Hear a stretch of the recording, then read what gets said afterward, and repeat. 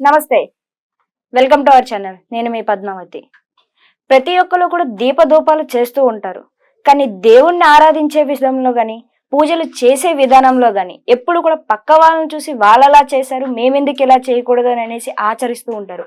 మరి ముఖ్యంగా ఈ రోజుల్లో ఇచ్చినమ్మ వాయనం పుచ్చినమ్మ వాయనం అంటూ ప్రతి ఒక్కటి కూడా ఎందుకని పక్క వాళ్ళని చూసి ఇలా ఆచరిస్తూ వస్తున్నారు? అసలు మన ఆచారం ఏంటి, ఎలా చేసుకోవాలి పూజా విధానం అనేది ఇప్పుడు దీని గురించి తెలుసుకునే ప్రయత్నం చేద్దాం. ఈ రోజు మనతో పాటు ప్రముఖ ఆధ్యాత్మికవేత్త ముల్లపూడి సత్యనారాయణ గారు ఉన్నారు. ఆయనతో మాట్లాడి తెలుసుకునే ప్రయత్నం చేద్దాం. మీరు కూడా చూసేసింది.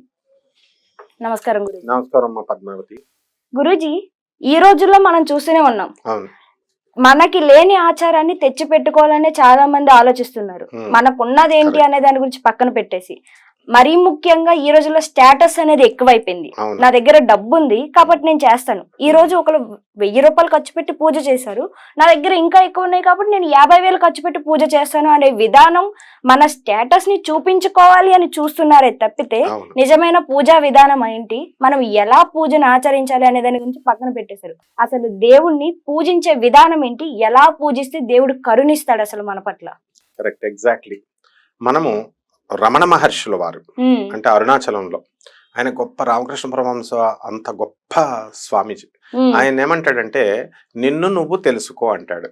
నువ్వు ఎక్కడి నుంచి పుట్టావు, నువ్వు ఎలా వచ్చావు, చచ్చిపోయిన తర్వాత ఎక్కడికి వెళుతున్నావు, ఇది తెలుసుకుంటే చాలు, అదే పూజ. నెక్స్ట్ నెంబర్ 2, రామకృష్ణ పరమహంసులు వారు ఉన్నారు. ఆయన ఏ ఆర్భాటంలో లేకుండా ఆయన అన్నం ముద్దను తీసుకెళ్లి అమ్మవారికి కాళికాదేవికి పెట్టేవాడు. నేనేం 9 రకాల ఆర్భాటాలతో పూజలతో ఏం చేయలేదు ఆయన. ఇప్పుడు ఇది పూజ సింపుల్ వేలో ఉండాలా, మోడెస్ట్ గా ఉండాలా. పూజకి అర్థం ఏమిటంటే simple living and high thinking. చిన్నగా అలా ఉండాలా, హై గొప్పగా ఆలోచించాలా.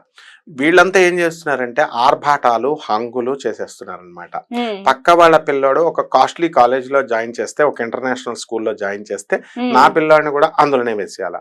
పక్కనోడు ఇంజనీరింగ్ లో వేస్తే నేను ఇంజనీరింగ్ లో వేసేయాలి, మెడిసిన్ అంటే మెడిసిన్, ఇట్లా తయారైపోయింది. కానీ ఆ స్టూడెంట్ ఏమవుతున్నాడు నాకు తెలుసు, ఒక ప్రొఫెసర్ గా.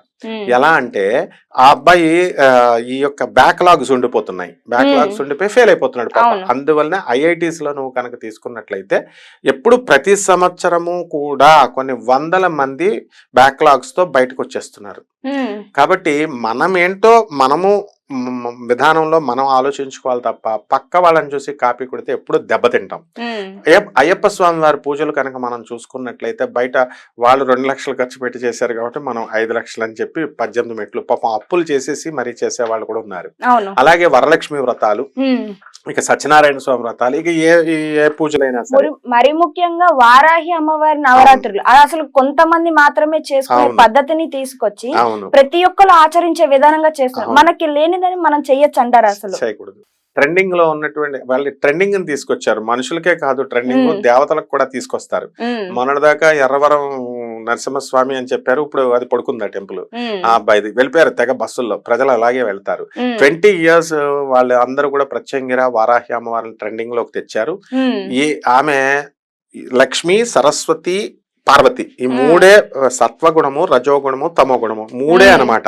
ఈ 3 దాటి ఫ్రేమ్ లో ఇంకా ఏది రాదు. 3టికి అతీతులు ఈ అమ్మవార్లు. ఈ వారాహి అమ్మవారు తమోగుణ సంపన్నురాలు, అంటే ఈమె సరస్వతి రూపంలోకి వచ్చేస్తుంది. ఆమె ఉగ్రదేవతలు కోపంగా ఉన్నటువంటి వాళ్ళు వీళ్ళు అంటున్నారు. అసలు దేవతలకు ఉగ్రం అవేమి ఉండవు. జగద్గురువులైనటువంటి శృంగేరి పీఠాధిపతులు భారతీ తీర్థ స్వాముల వారు, తర్వాత మన విధుశేఖరేంద్ర సరస్వతి స్వాముల వారు సాక్షాత్తు ఆయనే చెప్పారు. మన గురువుగారు అయినటువంటి నండూరు శ్రీనివాసరావు గారు వెళ్ళి క్లారిఫికేషన్ ఇచ్చారు, అడిగితే ఆయన ఇచ్చారు. దేవతలు ఉగ్రదేవతలు సాత్విక దేవతలే, ఉగ్రదేవతలను ఉండరు.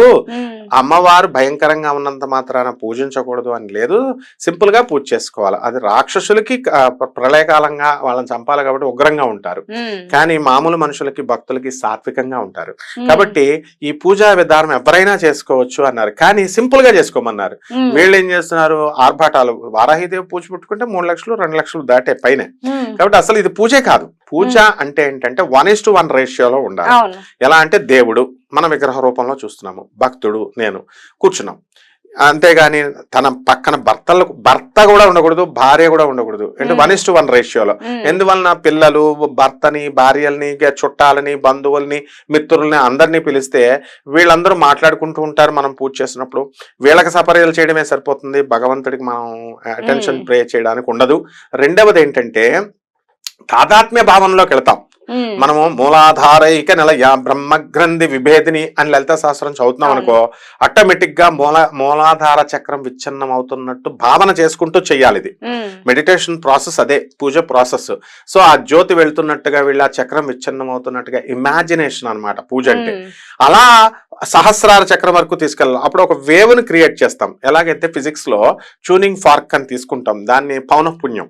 ఇలా కొట్టగానే 320 పౌనఃపుణ్యం వచ్చింది. ఇంకోసారి కొట్టగానే వైబ్రేషన్స్ వచ్చి 520 720 హెర్ట్జ్లు అని ఫ్రీక్వెన్సీని క్రియేట్ చేస్తాం. అంటే మనకు కావలసినంత ఫ్రీక్వెన్సీని దేవుడితో మనం క్రియేట్ చేస్తాం. భావాలు అంటాం వీటిని, తాదాత్మ్య భావాలు, భగవంతుడిలో లీనమైనప్పుడు అనుభూతులు అంటాం. వీళ్ళు ఎప్పుడైతే పక్కవాడు సరిగ్గా 320 నుంచి మనం 520కి తీసుకెళ్తున్న టైంలో వీడు వచ్చి డిస్టర్బ్ చేస్తాడు. సెల్ ఫోన్ పక్కన ఉంటుంది, అది మోగుతుంది, తల్లిదండ్రులు ఎవరో ఒకళ్ళు పిలుస్తారు, మొత్తం పోతుంది, వేవ్ ఇలాగా డిస్కనెక్ట్ అయిపోద్ది. ఏ విధంగా అయితే ఈసీజీలో బ్లడ్ హార్ట్స్ ఇచ్చేసినప్పుడు వేవ్స్ ఇలా కదిలిపోతాయి, అప్పుడు పోయింది పూజ, అప్పుడు వేస్ట్ అన్నమాట. కాబట్టి ఎవరైతే పూజ చేసుకోవాలనుకుంటున్నారో అస్సలు ఏ ఆర్భాటాలు అవసరం లేదు. ఏ 9 రకాల నైవేద్యాలు, 9 రకాల చీరలు, ఒత్తులు, నల్ల ఒత్తులు, ఎర్ర ఒత్తులు, ఇటువైపు పెట్టాలి, ఇవేం అవసరం లేదు. పెట్టకుండా కేవలము కృష్ణుడు, నేను చెప్పేవన్నీ ప్రామాణికంగా చెప్తున్నాను, ప్రామాణికంగా భగవద్గీతలో క్లియర్ గా చెప్పాడు శ్రీకృష్ణుడు. ఏమని చెప్పాడు? పత్రం పుష్పం ఫలం తోయం. ఒక పువ్వు పెట్టు, ఒక ఆకు పెట్టు, అదే నా నైవేద్యం. ఒక పండు పెట్టు, ఏది లేకపోతే ఒక గ్లాసు నీళ్లు పెట్టు, చాలు నేను తీసుకుంటానన్నాడు. తర్వాత అనన్యాశ్చింతయంతో మా ఏ జనాహ పర్యుపాసతే, నన్ను తప్ప ఎవరిని కూడా నువ్వు ఆలోచించకు, నేను నీ యోగక్షేమం వహామ్యహం, అప్పుడు నేను నిన్ను చూస్తానన్నాడు. అలాగే శ్రీరామ రక్షాస్తోత్రంలో శ్రీరాముడు ఆంజనేయ స్వామి వారు బుధకౌశిక ముని చెప్తాడు, మాతా రామో మత్పితా రామచంద్ర, స్వామి రామో మత్సకా రామచంద్ర, సర్వస్వం మే రామచంద్రో దయాళుర్ నాణ్యం జానే నైవ జానే నజానే. అంతే, నా తల్లి రాముడు, తండ్రి రాముడు, సర్వస్వము రాముడు, స్వామి రాముడు, నా సకుడు రాముడు. ఇంతే అనమాట. ఈ భావనతో చేస్తే ఏ పదార్థాలు తీసుకురావక్కల్లా. ఇది చెప్పడం కోసమే శ్రీకృష్ణ పరమాత్మ మురుగుపోయిన అటుకులు తీసుకున్నాడు. దుర్యోధన సార్వభౌములు లాంటి వాళ్ళు రకరకాల కాస్ట్లీ ఫుడ్లు, రత్నాలు తెస్తే అవన్నీ పక్కన పడేసి నిజమైన భక్తితో తన స్నేహితుడైనటువంటి కుచేలుడి నుంచి, సుధాముడి నుంచి ఆయన ఏం చేశాడు? అటుకులు, అవి కూడా మురుగుపోయినవి తీసుకున్నాడు. శబరి తల్లి, శబరి మాత శ్రీరాముడికి సమర్పించేటప్పుడు ఒక పండుని తీసుకుని టేస్ట్ చూసి ఎంగిల్ చేస్తున్నానన్న స్పృహ కూడా లేకుండా తనకిచ్చింది. అలాగే ఒక భక్తుడు ఏం చేస్తాడంటే అరటిపళ్ళు పెడుతూ ఆ తొక్కల్ని పెడతాడు. అన్నమయ్య సినిమాలో కూడా చూపించాడు. పండును పడేస్తాడు, తొక్కలు పెడతాడు వెంకటేశ్వర స్వామికి.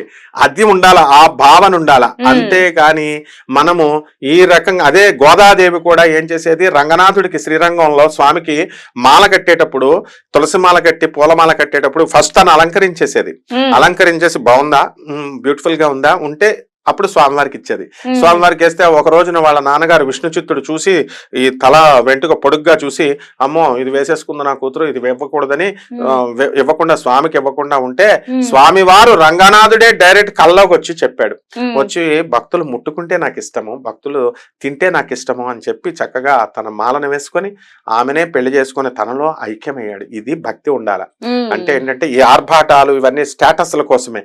ఒక భక్తురాలు నాకు చెప్పింది, గురువుగారు మీరు సింపుల్ గా ఉండాలంటున్నారండి, సత్యనారాయణ స్వామి వ్రతానికి లేకపోతే కేదార స్వామి వ్రతానికి తాంబూలాలు పెట్టడానికి పిలుస్తున్నారు, మేము పట్టు చీరలు బంగారు నగలు వేసుకోకపోతే మాకు ఒక రకంగా గౌరవిస్తున్నారు, సింపుల్ గా వచ్చే వాళ్ళకి ఒక రకం గౌరవిస్తున్నారు, మరి ఎలాగండి అన్నారు.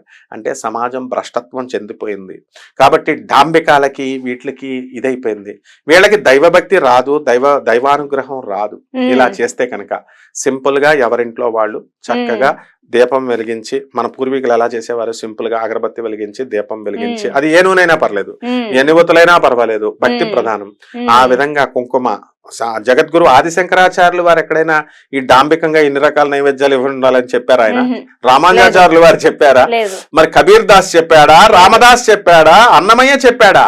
మహాభక్తులు వీళ్ళు చెప్పలేదు, మరి వీళ్ళు మామూలు వాళ్ళు వచ్చేసి ఇన్ని రకాలు అన్ని రకాలు అంటుంటే అలాగే అయిపోతుంది అనమాట. ఇంకోటి గురుజీ, మరి ఇచ్చినమ్మ వాయనం పుచ్చుకున్నమ్మ వాయనం, అసలు ఈ వాయనాలు ఇచ్చేది కలకాలం పసుపు కుంకాలతో సురక్షంగా బతికుండాలి అనేసి ఇచ్చి పుచ్చుకుంటూ ఉంటారు. మరి దీంట్లో కూడాను ఆర్భాటం అనేది మొదలైంది. వాళ్ళు అది పెట్టారు, నెక్స్ట్ టైం వాళ్ళు మనం పిలిచేటప్పుడు ఇంత ఆర్భాటంగా ఇవ్వాలి అని అనేది. అసలు నిజమైన వాయనం అంటే ఏంటి? ఏమి ఇస్తే మనం అనుకున్నది జరుగుతుంది అని అంటారు? వాయన దానం. వాయన దానం అంటే ఏంటంటే పసుపు కుంకాలు, అపరాలను ఉంటాయి.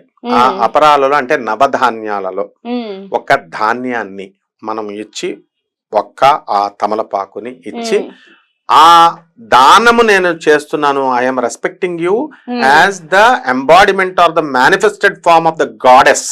అంతే. అంటే పక్కన ఎదురుకుండగా ఉన్నటువంటి వాళ్ళని నేను దేవతా రూపంలో చూస్తున్నాను, తాంబూలాన్ని నీకు ఇస్తున్నాను, దక్షిణ నీకు ఇస్తున్నాను, వాయనాన్ని నీకు ఇస్తున్నాను అన్న భావనతో ఇమ్మని చెప్పారు. వీళ్ళు ఏం చేస్తున్నారు, ఒక వస్తువు, వీళ్ళేదో కాస్ట్లీ వస్తువు వాళ్ళ స్టేటస్ చెప్పడం కోసం తీస్తారు, వాట్సాప్ లో ఫోటోలు పెడతారు, వాళ్ళ మరదలకి వాళ్ళకి చుట్టాలకి పంపుకోవడానికి అనమాట. ఇకపోతే నెక్స్ట్ వీళ్ళు వచ్చి జాకెట్ ముక్కలు, కొంతమంది చీరలు, బాక్సులు, గిఫ్ట్ బాక్సులు, రిటర్న్ గిఫ్ట్స్ ఇట్లా తయారు చేసేసారు. కాబట్టి ఇవన్నీ డాంబికాలేనమ్మా, డాంబిక ఆచారాలు ఇవన్నీ కూడా. కాబట్టి వాటి వల్ల ప్రయోజనం ఏం లేదు. చక్కగా చెప్పారు గురుజీ. ఎందుకంటే మనకి లేని దాని ఆర్భాటం కోసం మనం పాకులాడుతున్నామే తప్పితే నిజమైన దైవత్వం అనే దాన్ని పక్కన పెట్టేసాం పూర్తిగా. మీరు చెప్పింది వాస్తవం 100%. అండ్ మీరు కూడా చూసారు కదండి, మనకున్న దాంట్లో దేవుణ్ణి పూజించుకుంటే చాలండి. లేని దానికోసం పాకులాడి అలా చేస్తేనే దేవుడు కరుణిస్తాడు అంటే అది 100% కరెక్ట్ కాదు. ఖచ్చితంగా అది అసలు నమ్మకూడదు కూడాను. మనకున్న దాంట్లో మనం చేసుకుంటూ పోతే దేవుడు కరుణిస్తాడు ఖచ్చితంగా. అండ్ ఈ వీడియో మీకు ఎలా అనిపించిందో ఖచ్చితంగా కామెంట్ సెక్షన్ లో కామెంట్ చేయండి. ఇలా ఇంకా మీకు ఏమైనా క్వశ్చన్స్ ఉంటే కూడా ఖచ్చితంగా మెన్షన్ చేయండి. మీ కామెంట్స్ కూడా నేను రిప్లై ఇస్తాను. And today this video guys, నమస్కారం.